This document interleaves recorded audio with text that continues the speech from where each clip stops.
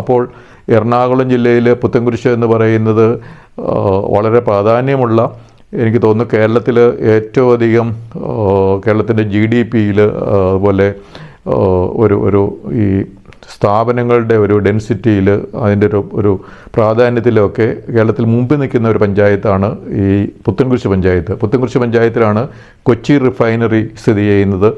അതുപോലെ FACT fact സ്ഥിതി ചെയ്യുന്നത് ഇവിടെയാണ്. അതുപോലെ കഴിഞ്ഞ കാലത്ത് ഒരു 10-13 ദിവസം തീയും പുകയുമായിട്ട് നിന്ന ബ്രഹ്മപുരം പ്ലാന്റ് വേസ്റ്റ് ഡംപ് ചെയ്യുന്നതും അവിടത്തേക്ക് ഹൈക്കോടതിയുടെ കമ്മീഷൻ വരെ വന്നതൊക്കെ പുത്തൻകുരിശ് പഞ്ചായത്തിലാണ്. അപ്പോൾ പുത്തൻകുരിശ് പഞ്ചായത്തിൽ കൊച്ചിൻ റിഫൈനറി, FACT മുതലായ കുറേയധികം വ്യവസായ സ്ഥാപനങ്ങൾ സ്ഥിതി ചെയ്യുന്ന ഒരു പഞ്ചായത്താണ് ഈ പുത്തൻകുരിശ്.